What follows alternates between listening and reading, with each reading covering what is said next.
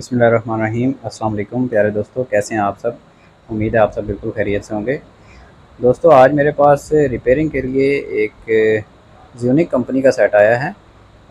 2.8 के वी है ये। इसमें जो स्क्रीन और इसका जो ऊपर का कवर है ये 1.5 का लगा हुआ है। ये टेस्टिंग के लिए मेरे पास पड़ा हुआ है, तो इसीलिए मैंने इसको चेंज नहीं किया। वैसे ये जेनवन जो है 2.8 के वी ब्लू कलर में आता है। जिन दोस्तों ने देखा उनको पता होगा इसका। तो इस सेट के अंदर फॉल्ट ये आ रहा है। इसको जब हम ऑन करते हैं, मैं आपको ऑन करके दिखाता हूँ। स्क्रीन पे देखिएगा, ये सेट ऑन हुआ है और ये फॉल्ट डेट पे गया है। मैं अगेन आपको ऑन करके दिखाता हूँ। आपने एक चीज़ नोट करनी है कि इस सेट ने वोल्ट ओवर किए हैं आउटपुट पे। ये 296 वोल्ट हैं, जबकि इसको 220 या 230 वोल्ट से ऊपर नहीं देने चाहिए।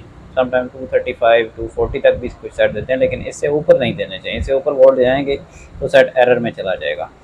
अब दोस्तों सबसे पहले मैं आपको ये बताता चलूँ कि इस सेट के अंदर जो ये फॉल्ट आया है, ये फॉल्ट किस सेक्शन का है। बेसिकली यूपीएस के अंदर या सोलर इन्वर्टर के अंदर ये जो छोटे मॉडल हैं इनके अंदर 3 सेक्शन होते हैं। ये इसका बूस्टर सेक्शन है, जिधर तीन एफ या 4 एफ एक साइड पे होती हैं और इतनी ही दूसरी साइड पे होती हैं। इन्होंने बैटरी से वोल्टेज डीसी वोल्टेज को लेके उनको एसी में कन्वर्ट करना होता है। इसके बाद ये जो डीसी वोल्टेज एसी में कन्वर्ट होते हैं, हाई वोल्टेज बनते हैं।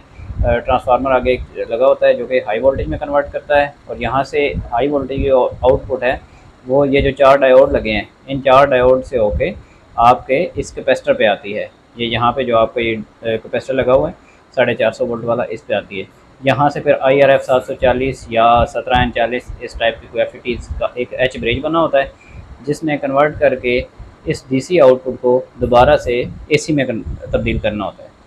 अब यहाँ से एसी में तब्दील होने के बाद यही आउटपुट बैकअप मोड में भी आपके चार्जिंग सेक्शन को मिलती है। और चार्जिंग सेक्शन का काम है कि उसने आउटपुट के वोल्टेज कंट्रोल करवाने हैं।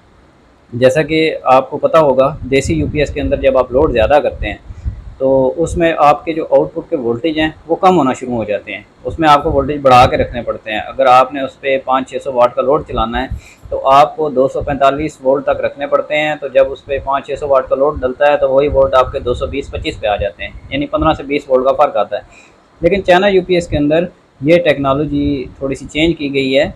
इस मसले को हल करने के लिए इन्होंने चार्जिंग सेक्शन को बैकअप मोड में भी इससे काम लिया है। वो ये है कि चार्जिंग सेक्शन में ड्राइव आती है। ये जो बड़ी एफ 2 लगी हुई हैं इनके ऊपर, और इनकी जो ड्राइव है ये लोड के मुताबिक कंट्रोल होती है। जैसे जैसे इनकी ड्राइव बढ़ेगी उस तरह आपके जो आउटपुट के वोल्टेज हैं वो कम होंगे, और जैसे इनकी ड्राइव कम होगी तो आउटपुट के वोल्टेज बढ़ेंगे। यानी जितना हम लोड बढ़ाते हैं उस हिसाब से इसकी आउटपुट की जो ड्राइव है वो भी कम होना शुरू हो जाती है। अब अगर इसके आउटपुट की ड्राइव बंद हो जाए, बिल्कुल ज़ीरो हो जाए, तो आपके जितने पीछे से वोल्टेज बन रहे होते हैं ना, जैसे कि 300 वोल्ट यहाँ पे अगर बन रहे इस कैपेसिटर पे आगे 300 वोल्ट एसी बनेंगे, और वो 300 के 300 आगे आउटपुट पे चले जाएंगे। अब आउटपुट के ऊपर सेंसिंग है, जब 300 वोल्ट वहाँ पे आएंगे तो आपका सेट फॉल्ट में चला जाएगा। बेसिकली इस सेट के अंदर ये फॉल्ट है, यानी कि इसकी जो यहाँ पे ड्राइव बननी चाहिए ना चार्जिंग सेक्शन में, वो ड्राइव नहीं बन रही। मेरे एक मैकेनिक दोस्त हैं, उन्होंने इसको रिपेयर किया है। इसके अंदर चार्जिंग सेक्शन में आप देख सकते हैं यहाँ पे ये वर्क हुआ है काविये से।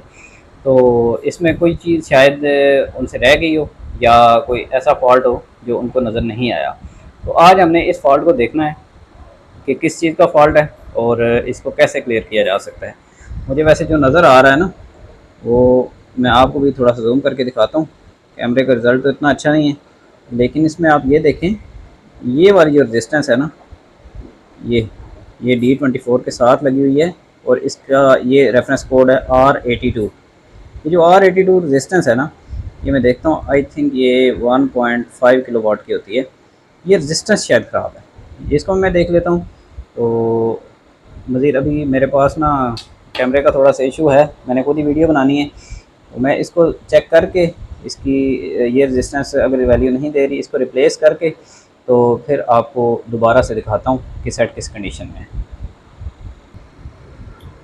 जी दोस्तों, ये मैंने इस रेजिस्टेंस का रेफरेंस नंबर जो है ये चेक किया है, और इससे मुझे पता चला है कि ये रेजिस्टेंस 2.7 किलोवाट की है। 2.7 किलोवाट की जो रेजिस्टेंस है ये वैल्यू नहीं दे रही, ठीक है जी। और अभी हम इस रेजिस्टेंस को रिप्लेस करेंगे।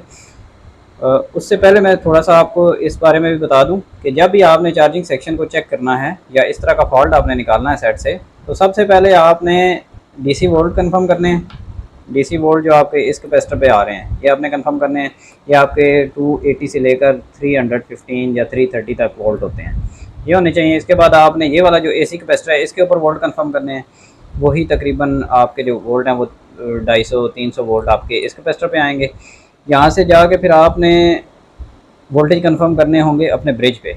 ये ब्रिज है, इस ब्रिज पे एसी वोल्टेज भी आने चाहिए और आगे डीसी आउटपुट भी इसकी निकलनी चाहिए। अगर ये ब्रिज शॉर्ट हो तब भी आपका सेट इसी फॉल्ट में जाएगा। ये देखने के बाद फिर आपने इस मॉसफेट को चेक करना है। इस मॉसफेट की जो ड्रेन और सोर्स है, ड्रेन टू सोर्स भी वही जो आपने डीसी वोल्टेज इस ब्रिज पे देखे हैं वही सेम टू सेम यहाँ पे आने चाहिए। अगर वो वोल्टेज नहीं आ रहे तो आप अपनी ये वाली रेजिस्टेंसेज चेक करें। ये 0.47 ओम की 2 रेजिस्टेंसेज लगी होती हैं यहाँ पे, 2 वाट की लगा सकते हैं आप, 2 रेजिस्टेंसेज होती हैं। तो इसके अलावा ये 10 ओम की रेजिस्टेंस भी आप चेक करें, इसमें भी फॉल्ट होता भी मसला आता है। अगर यहाँ तक आपके डीसी वोल्टेज कंफर्म 300 वोल्ट पहुँच रहे हैं तो फिर आप इस सेट को इससे आगे चेक करें। इससे पहले आपने इससे आगे नहीं बढ़ना। जी प्यारे दोस्तों, मैं आपके साथ दोबारा हाजिर हो चुका हूँ। ये मैं आपको दिखाता हूँ जी, रेजिस्टेंस जो मैंने चेंज की है ये R82 रेजिस्टेंस का जो रेफरेंस नंबर है ये मैंने चेंज की है। 2.7 किलो वाट की ये रेजिस्टेंस थी, 2.7 किलो ओम की। उसके बाद ये एक ट्रांजिस्टर था, ये ट्रांजिस्टर लीक था, ठीक है। ये अंदर से वीक हो गया था जिसकी वजह से ये प्रॉपर स्विचिंग नहीं करवा रहा था और ये वाली रेजिस्टेंस भी उड़ गई है। ये ट्रांजिस्टर ख़राब था और इसकी दूसरी साइड पे इसका आईसी लगा होता है UC3843। ये 3 चीज़ें इसमें ख़राब थी। इस ट्रांजिस्टर ने तो काफ़ी सारा तंग किया है। काफ़ी देर से मैं सेट पे मैंने काम किया, तब जाकर मुझे समझ आई है कि यहाँ से कोई प्रॉब्लम आ रहा है। और ये किसी भी सेट में ये मसला हो सकता है। मेरा काम है आपको थोड़ी सी इस बारे में गाइडलाइन देनी और हिंट दे देना कि ये फॉल्ट अगर आता है तो किस सेक्शन को आपने चेक करना है। अब ज़रूरी नहीं है कि जो सेट आपके पास आए उसमें भी ये ट्रांजिस्टर और ये रेजिस्टेंस और आईसी ख़राब और आप कर दें। इसमें ये वाला जो इसका PF ये भी ख़राब होते हैं। इसके अलावा ये वाली जो रेजिस्टेंस है 100 ओम की ये भी ख़राब होती हैं। इस सेट में भी ये शायद ख़राब थी, लेकिन पहले जिस दोस्त ने इसको रिपेयर किया उन्होंने ये चीज़ें चेंज कर दी हैं। लेकिन ये ट्रांजिस्टर, ये रेजिस्टेंस और ये आईसी, ये 3 चीज़ें उनसे रह गई हैं जिसकी वजह से सेट प्रॉपर नहीं वर्क कर रहा था। अब दोस्तों मैं आपको ऑन करवा के ना ये सेट चेक करवाता हूँ। ये देखें, मैंने सेट को ऑन किया है और ये जनाब सेट प्रॉपर ऑन हो चुका है। 230 वोल्ट की आउटपुट दे रहा है ये, आप देख सकते हैं। अभी सेट फॉल्ट में नहीं गया है। ये थी दोस्तों हमारी आज की वीडियो, उम्मीद है आपको पसंद आई होगी। ऐसे मज़ीद वीडियोस देखने के लिए हमारे चैनल से जुड़े रहिए। मेरे चैनल को सब्सक्राइब ज़रूर करें और नोटिफिकेशन मौसूल करने के लिए बेल आइकन पर ज़रूर क्लिक करें ताकि इसी तरह की मज़ीद वीडियोस आप तक पहुंच सकें। दोस्तों आपको एक और चीज़ बताता चलूं कि मेरे पास पाकिस्तान के मुख्तलिफ़ शहरों से मेरे दोस्त जो मैकेनिक हज़रात हैं या जो लोग मेरे यूट्यूब चैनल को देखते हैं वो मेरे पास अपने UPS और सोलर इन्वर्टर्स भिजवाते हैं बज़रिया TCS, लेपर्ड कोरियर या एशिया कार्गो, और मैं उनको रिपेयर करके अच्छे पार्ट्स लगा के और जो फॉल्ट होता है उसको क्लियर करके वापस भिजवा देता हूँ। अगर आप भी अपना सोलर इन्वर्टर ठीक करवाना चाहते हैं तो मेरा जो एड्रेस है वो आपको स्क्रीन पे शो हो रहा होगा और इस वीडियो के डिस्क्रिप्शन में भी मैं अपना एड्रेस दे दूँगा, मोबाइल नंबर भी इसमें दे दूँगा। तो आप इस पर अपना सेट डिस्पैच करवाएँ। कोशिश होगी कि जल्द अज जल्द आपको रिपेयर करके सेट वापस किया जा सके। दोस्तों मेरा जो मोबाइल नंबर है, मोबाइल पे तो कॉल रिसीव करना काफ़ी मुश्किल हो जाता है क्योंकि रिपेयरिंग का काम ऐसा है, इसमें अगर कॉल साथ रिसीव की जाएँ तो फिर बंदे का जहन जो है ना वो इस तरफ लग जाता है और काम ठीक से नहीं होता। तो आपका कोई भी अगर प्रॉब्लम हो तो आप मुझे व्हाट्सएप पे वॉइस मैसेज छोड़ दें।